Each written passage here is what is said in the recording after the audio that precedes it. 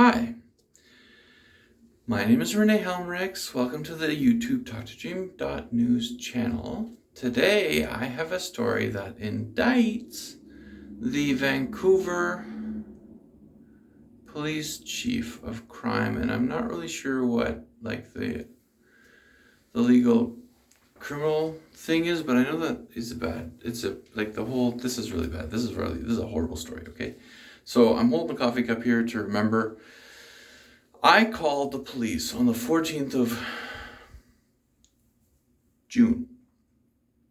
It's in the afternoon. I was standing at the front desk of the Sandman Hotel at 180 West Georgia Street, downtown Vancouver. And I called the police to try to report a crime that occurred at 10:55 a.m. on June 14th. At 10:55 a.m. on June 14th at the Sandman Hotel at 180 West Georgia Street in Vancouver, British Columbia, 3 women got out of the elevator in the lobby. I was standing outside. One woman was very tall, blonde hair, pink sweater, and she looked like she was very wealthy. I mean, like super, super wealthy. She had 2 bodyguards, okay, wearing a sweatsuit and 2 bodyguards. As she exited the elevator, I'm basically homeless. I have no income, I have no money, I have no job, and I was living in a homeless shelter for almost 2 weeks until I found myself suddenly living in the hotel and then paying by the day because the Visa debit card wasn't allowing me to take more than $1,000. So I was having to pay by the day. So I was paying by the day for 14 weeks at the hotel.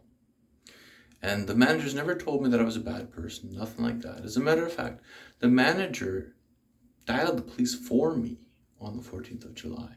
And the manager handed me the phone. And I have that recorded in a YouTube video. I know I made a recording of that because that seemed like an important thing to do. So I recorded the police call, and I also recorded in the video before that where it says part 0 of the police report.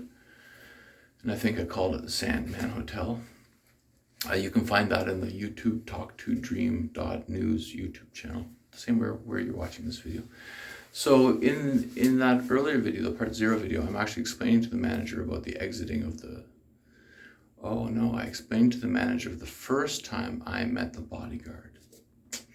Because when the bodyguard came out of the elevator, it was actually the bodyguard. She threatened me. I mean, okay. I stand corrected. The legal definition of threats is to imply or to impart, to threaten with physical harm or physical loss or something like that. So she threatened me, but she just threatened me, and then she put the fear of God in me. So that's actually the definition of criminal harassment. So when you're dealing with just plain fear, like only fear, completely fear, like really just trying to fear somebody to death.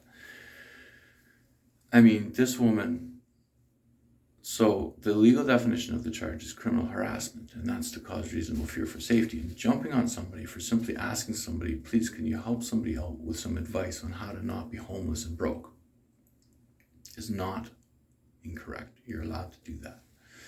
So as a homeless person, I was politely asking people's help. I mean, trying to be engaging without upsetting the social norm. I mean, I was a college teacher. I do know what it's like to live out in society and to feel like, you're lucky you're not a homeless person. But I mean, like, I was a college teacher when this started, and then now I'm a homeless person. Do you think I want to be a homeless person? I don't want to be a homeless person. So just saying, this shirt I've got on right now and these pants, I mean, like these shorts, it is, what is it, June 17th today, or is it the 18th already? I don't, if I'm off by a day, I'm sorry. But I can tell you, I've been wearing these since May 30th, since I left the fucking homeless shelter. They treated me better at the fucking homeless shelter than the hotel. And I was paying them by the day. So then, at the hotel, they actually canceled my last night, told me to get out early when they found out that I had no more money. They did that via an email where they were actually accusing me of illegal, disorderly conduct in the in the email. So they're making it a criminal accusation against me by email. Then they're canceling my... So I have a bill that says, and this is in previous videos on Facebook stuff, I have a bill that says on June 12th that I was paid in full for departure on June 16th. And then on the 15th, after I make the police call on the 14th, on the 15th, because I'm calling against a very rich customer of the hotel, on the 15th in the morning, the police haven't shown up. On the 15th in the morning, on the hotel also, they wouldn't pull the footage from the elevator. They would not. They didn't pull the footage from the elevator on the 13th because I was standing in the corner of the elevator. I was being in the legally, internationally most vulnerable position in the elevator. I had my eyes straight into the wall. I turned my back to the whole room. I wanted to see nothing. You could do whatever you wanted to me. That is the legal international definition of whatever it is you're thinking about me is not true.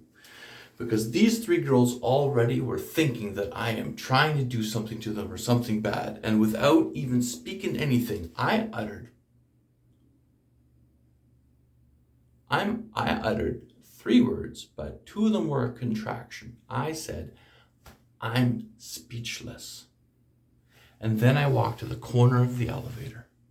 And those 2 bodyguards, they were with a different girl. She was much shorter. She was wearing the clothing that she was wearing, not even a prostitute would wear. Like, prostitutes actually try to blend into society. This girl was like a hooker on steroids in a strip club, but outside the strip club now in an elevator. She was wearing a dress that wasn't covering her underwear. Her tits were hanging out of her dress. It was like candy colored, bright pink, stuck to her skin, platinum blonde hair, and just there was nothing on her. And it's just like, okay, why do you have 2 female bodyguards? Like, this is all wrong. Like, what, are you doing something illegal in this hotel room? Like, seriously, like, and then you're using the M elevator back door to get out to where the gym, the spa, and the secret room called the spa, the massage is, that has only a telephone number and remains locked the rest of the time. Like, what? Like, and you actually have to go past like the laundry area to even get back there. The M door on the elevator that nobody else really ever uses. So all 3 of you are going out the M elevator, and you're the first people that I have seen in 2 weeks of using the elevator, 2 weeks of using the elevator, that actually use the M door on the elevator. 2 weeks, 3 girls, hot, 1 blonde, 2 bodyguards. In 2 weeks, what are you doing? Like, seriously. Okay, well, I'm speechless. Okay, so, oh my God, did I ever walk into a dirty secret on that one, hey? So then I try to complain to the hotel about that, but of course they're in on it. So then the hotel says, I'm sorry, we're accusing you of disorderly conduct, and we want you out of the hotel a night early even. And then they cut the power off in my hotel room. So they cut the power off in my hotel room. Oh my fucking God. So they cut the power off my hotel room. Now I can't communicate to people. My phone is dying from its charge. My computer's already dead. I wasn't able to back up the information on the phone, so it's full of storage anyway. Ugh. But luckily, interestingly enough, I have this old phone, this Huawei, and it turned out to be a really good phone, a lifesaver even. Somehow that thing, I definitely haven't used it all month, but it's still at 70% power. Like really? And that's a 6-year-old phone. Without charging the thing, it's at 70% power. So I was able to make another YouTube video of just, being in the hotel room, no power, still waiting there, got the coffee machine plugged in there in the wall. And if ever the power comes on in the room, I'll know because the coffee machine will come on right away. And when that coffee machine came on? Well, here's the interesting thing about that. That's why I'm carrying this coffee cup. So, this is a fucking kicker. I'm sorry for the language. I'm really sorry. I cannot believe this has happened. Truly, I'm deeply sorry. Dear... whatever, this is my evidence video. So after the hotel accused me of improper, illegal misconduct and completely false, fabricated even, because I was renewing my room every single day or every other day for 2 weeks already. I knew everybody, all the staff, first name, everybody's on good terms with me. And I'm sure that if I go to the court with this video and I show them that the management is actually lying to them and they're telling me that I was a bad person the whole time, the people that I gave tips to, especially Durar, he was a good guy, manager staying at the hotel counter there talking to me at the end there, it was interestingly enough that Durar. So when I first walked up to this hotel room, they were the only hotel out of 5 hotels that even accepted me because I had the Visa debit card and everybody else wanted Visa credit cards. I was a cash-only person. So they accepted me, which is strange because usually only the dirtiest of dirty hotels will accept somebody who's cash only anyway. Good fit there. So, well, boy, did we just let out a secret. So they let me in, cash only, no history, complete red flag. None of the other hotels will take me. Then, after a week of charging me the most expensive rate for a room, I'm a homeless person, okay, so yeah, let's just charge this guy over $500 a night.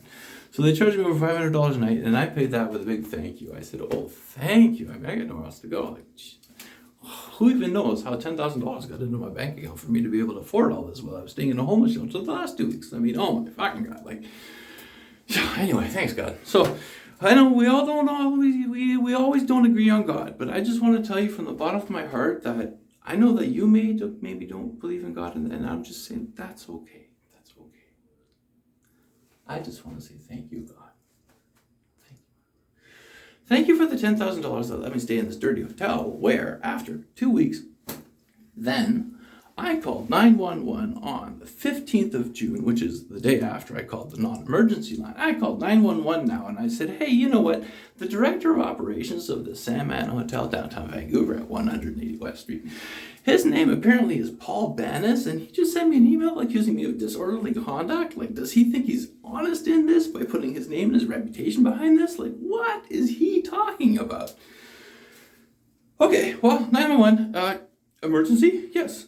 Please. Well, I called the non-emergency line yesterday and blah, blah, blah, blah, blah, blah, blah, blah. Please come and make sure that I'm okay. This is the emergency 911 police. And the time of that call is 10:53 a.m., 15 June 2024, for the Vancouver police to come and get me at the Sandman Hotel at 180 West Georgia Street, please.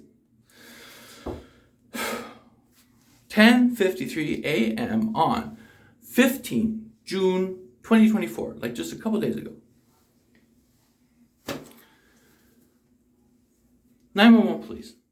I hung up that call because that dispatcher told me that the police were en route. Now, I've already heard the echoes. They've already thought about losing that 911 call, but I did also record my talking of that 911 call. And if it comes down to my recording, my memory of the recording, and then my word against theirs that I made the call, at this point, after having needed to investigate the police chief anyway, because the two cops that did come that day only came to escort me out of the hotel as quickly as possible. You see, the electricity had just come on 1 minute before the cops came. The coffee wasn't even ready yet. In the voice recording that I made, you can hear me say that I burnt my tongue on hot coffee. And that was the first cup of coffee that I drank in that hotel room after the power came back on. So, and I was leaving videos to tell people about that and to show people about that. So, we know that the power was off in the room. We know that the power just came on, and we know that the police took me right downstairs. And we know that that happened around 15:27 p.m. because I have a voice recording from the time 15:27, which doesn't need the p.m. at that point, but it's 3:27 p.m. on 15 June with the two cops, and they were two, I don't know what they were. I mean, they were speaking Israeli. They were speaking Israeli to each other. Oh my fucking God, they were Muslims. They were definitely Muslim brothers, okay? Like, I'm fucking serious about this. So they were Muslim brothers, and they were definitely not talking English. Like, I seriously think it was like Farsi or Arabic. I don't know what Iranian sounds like, but it was definitely like a Farsi kind of, it was definitely a Muslim language. So, the Arabic language. But I just want you to know, that brother knows. Thank you. That brother knows I've got his back. And the other brother also. He trusts the other brother. So the other brother trusted the first brother. The first brother knows that I got his back. So he says, yeah, okay, dude, I'm with you. So the rest of that recording is all mine. Of course, I've recorded it. They have it on video. You can match my audio recording to their video. But basically what they have done is they have followed their boss's orders to get me out of that hotel as quickly as possible. And they are my witnesses in court to say that, because otherwise it is not legal for them to speak Farsi on the record, on the job, because English is the only foreign language in Canada, because English and French are the only official languages in Canada, but also because now the interpreter will have to translate the Farsi into English or French. And that costs taxpayer money. And to use taxpayer money to correct a mistake from public officers that have questionably made a mistake is definitely emphasizes the fact that it was a mistake. So we know that that's criminal, and we can find a charge for that. But we can also absolve them if they are on my side. Because guess what, folks? I spent 3 years locked into mental hospitals in Ontario. And oh my God, there's a whole history about that, folks. Don't you worry at all. You can find all that information at, I'm going to write here, 2019 talk, T-A-L-K, number 2, dream, DREAM.com. Okay, so 2019.talk2dream.com, and you can find the book, and it's titled, I Told Them I Was the Antichrist. Okay, so as a pen name, I've been using Lucifer Christ. Don't confuse the family name. The family name is true. Okay, we're dealing with the same above. I just want to be clear. I am not the second coming. Like, don't make me out to be like another Jesus or something like that. Like, oh my God. You read A Course in Miracles, this new book by Jesus, supposedly, okay? It's acim.org. And you got a whole bunch of people running around saying, I'm the second Jesus. Call me Jesus, call me. Oh my fucking God. Like, do you really, like, if God came down and he really wrote that book, you know what he would do? He would tell one guy over there, he said, hey, you know what, professor, college teacher over there, I got an idea. We can actually, wow, okay, it's a bit of a crazy idea, but we can definitely do this. Hold on. Let me see if I get this right. We can, if we start a Prime Minister of Canada campaign, and our whole campaign says, hey, I really love what you're doing to support Canada. You have my vote entirely.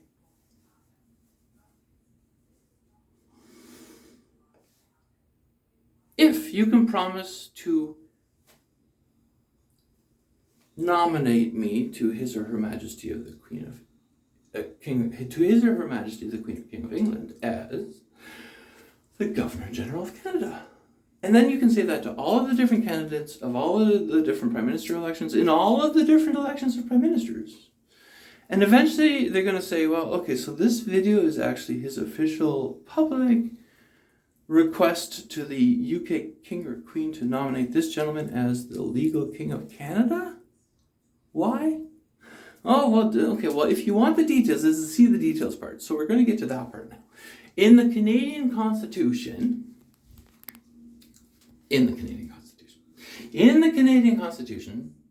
okay, that's not entirely true. Okay, at the start of the Canadian Constitution, does that count as in?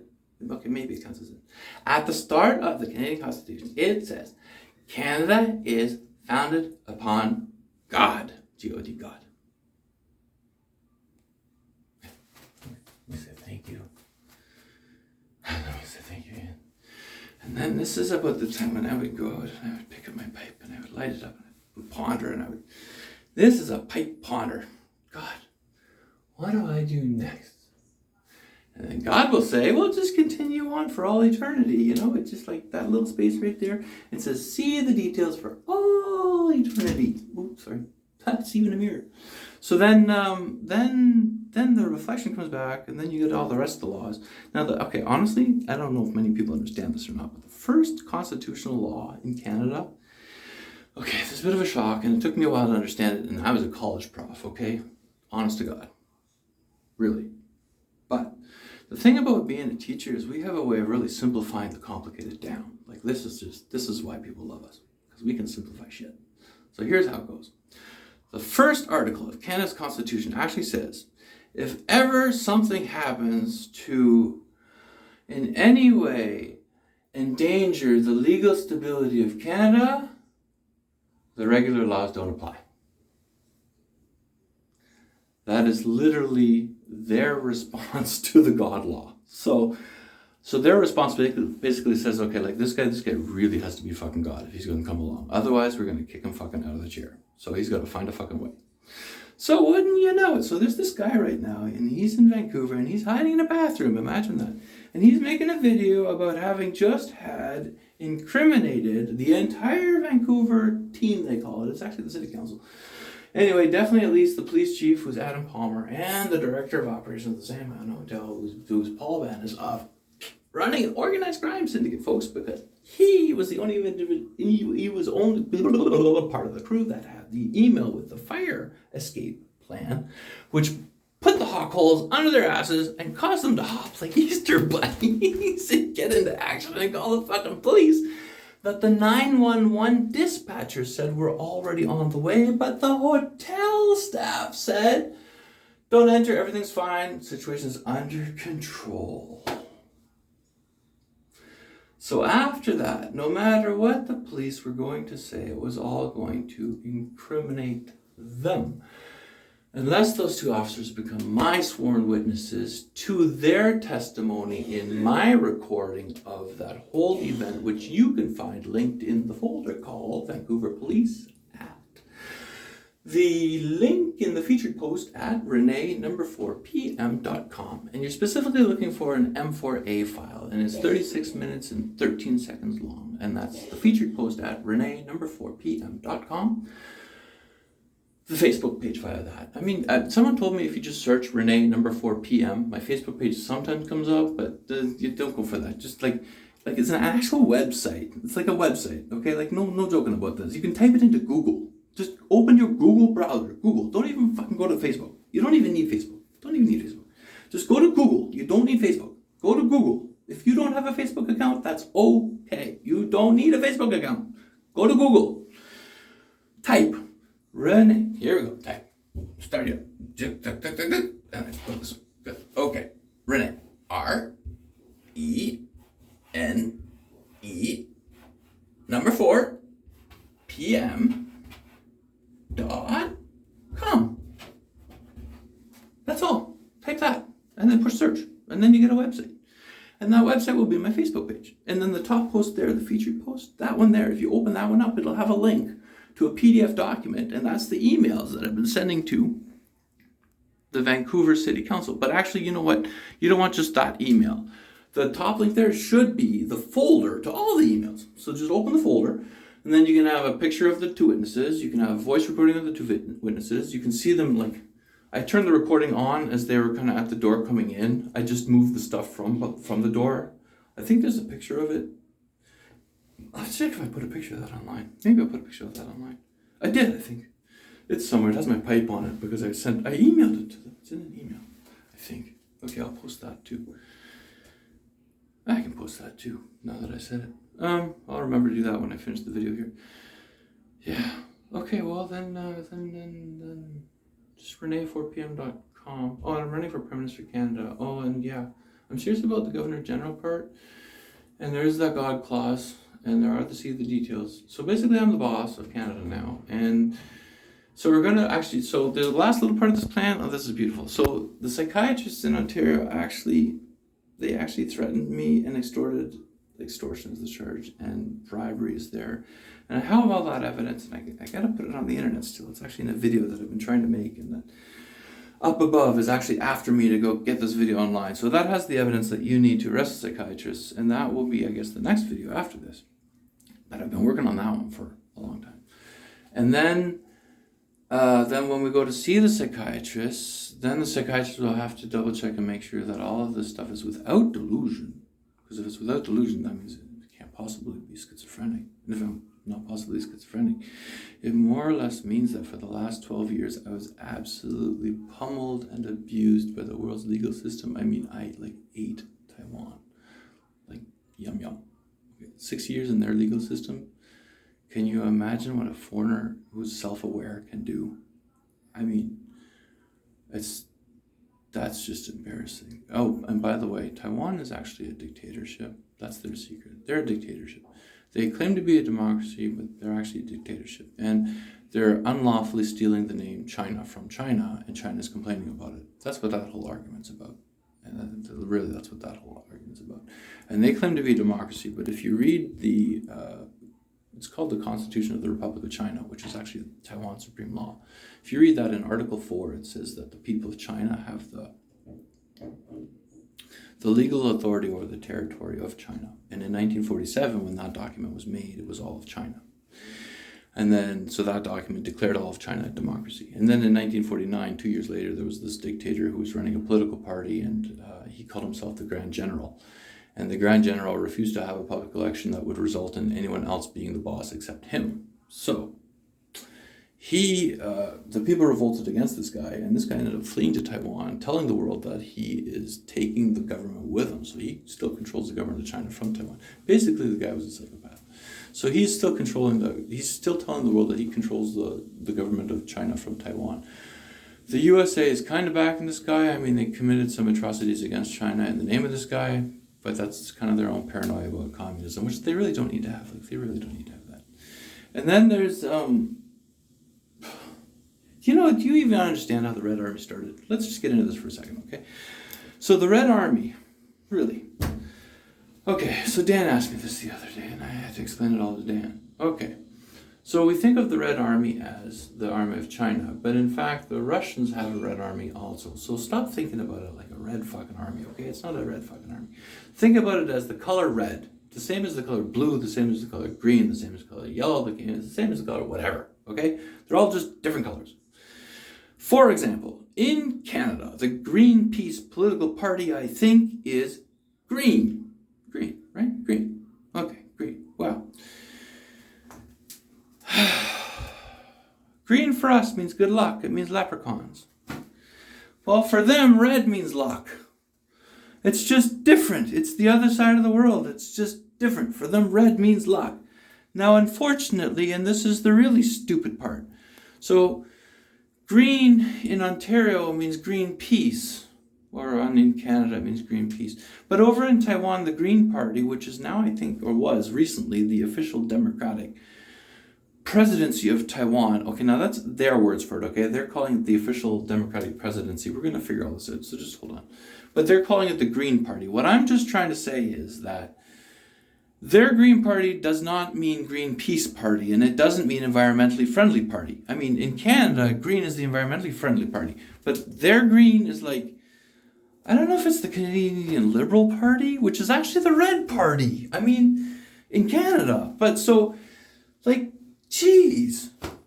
Like, can we just look at red as being liberal? Like, that would be, like, so much easier, because they actually came from the idea of socialism, which was the whole abuse of the workers' part. That's where they came from. So, anyway, in China specifically, let's talk about this. So there was it's just a color of a political party that happens to be the same in two countries, Russia and China. And so then they colored they colored their soldiers that color because they figured out that it's actually the party that cares about the people the most. And I'm not joking about that. So just hold on a second, okay? I know we have the wrong ideas about these people. They're trying to figure it out just the same as everybody else. Like, honestly, they're trying to figure things out, okay? They mean you no harm. Truly, they mean you no harm. Truly. So just hold on. So we have this National Union Party in China. And they're protesting on behalf of the workers for unfair, specifically working conditions in China. I mean, like in the West, we call them China sweatshops. What do you think they fucking call them? Okay? So, like, people are people. We have standards. We have minimum standards. And there were definitely human rights advocates in China in that time. So these human rights advocates who are actually defending for the minimum rights of workers were calling themselves the Union Workers' Party. But any kind of resistance at all toward a dictator is seen as aggressive in the physical, like, dominate my physical space sense instead of just working together. So the dictator went and he killed fucking 2,000 of these people. Surprised everybody. And that was the April 12th, 1927 Shanghai Massacre. And ever since then, we have been calling that action to Shanghai someone. When you just absolutely out of the blue surprise someone with the darkest of absolutely fucking dark sides, and you fucking mean it, like psychopath, like that. That's Shanghai. Okay, that's Shanghai. So just so you understand. But you can Google that word and it's actually a verb in the English language. So we remember that as a verb to remember this guy that ran to Taiwan and then lied to the whole wide world about owning the word China. And the United Nations in 1971 told this guy, hey, you're not the leader of China. You control none of China. We're going to have to officially change the name of the real Chinese seed if you're not going to admit what you're doing. And the guy said, no, I am the leader of China. So the United Nations said, well, I'm sorry then. So they went with and changed the Republic of China government to the legal name of the People's Republic of China. That's all that worked. And then that was 1971. That was also, by the way, the year that the gold standard got uncoupled, which means that the United States dollar began backing the world's currencies, which coincidentally also means that none of the world's banks need to maintain gold reserves in order to print money, which, by the way, also means that, you guessed it, guys, there is already a one world government, and you know this, and it's not elected, because the world that prints the world's reserve currency is actually, in fact, a private company. And I was monitoring the list of these directors myself, and I was seeing it on the internet myself, and they had quickly, very hastily changed the list of directors after the money blunder in 2008, which caused the stock market crash and caused everybody to make billions and billions and untold millions, and really an unlimited amount of money after that in like Federal Reserve giveaways and tax breaks. I mean, you give a bank that has unlimited money $1 for a day, and on the amount of interest they can collect in that's eternity. So what you've actually done is given these banks trillions of dollars over infinite years to pay back this money, and they're the money managers. I mean, like, how fucking stupid can you be? You just funded the worldwide government, one world government. But that aside, they actually did in 1971 is interesting because they uncoupled the US dollar from gold, which means that if gold were to step back in, it would step back in at the value of the 1971 US dollar. And I happen to already know two logical legal ways of how to make gold. So China, if you're interested in partnering with me, we can definitely set up a gold shop, make some real gold. Just take over the world. I mean, we can totally do this legally now. But that aside, so just letting you know, in the Canadian Constitution, there is this God clause that says, oh my God, check the details of all your local stuff because this guy is going to incriminate the police chief, which he did in Vancouver. You can check all those details. No worries about that. There was something else, though, I wanted to talk about there for a second. Okay, pause the video on this one. Okay, so the time just now is 32:32. I stepped only for a second, and then I thought, well, I'll just end the video, but the end note is always and shall be forever. Please remember this always. The definition of a miracle is that it shortens the amount of time it takes to reach to a commonly agreed goal. And my God, we all agreed to get to worldwide peace. I mean, deep down inside, no one is hoping for bombs to fall from the sky. Okay. So every human being on earth would like to sleep peacefully tonight. That's like the basic human agreement. You don't have to ask somebody about that agreement. You have that agreement. Would you like to sleep peacefully tonight or not peacefully tonight? Like, you have the fucking agreement that they want to sleep peacefully. So in order to sleep peacefully then, well, once you start caring about the other person like yourself, you're going to make sure, okay, I'll extend my peace to you. And then when you start getting people come up and saying, no, your peace is all wrong. Like, what are you talking about? Huh? What are you talking about? Like, what are you talking about? And eventually it gets so nitty-picky that you're like in the moment just working out the little fine print details down to like instant real time on a recording. But the back trail is a flaming echo to the sky, and you're going to look miles high saying, what did I just miss about life? And I'm going to say, don't worry, just tune in to, I got a new YouTube channel. Hi, I'm introducing myself. My name is Renee Helmrich. I'm a YouTuber. I hear it's a good profession to get into, so I'm a YouTuber.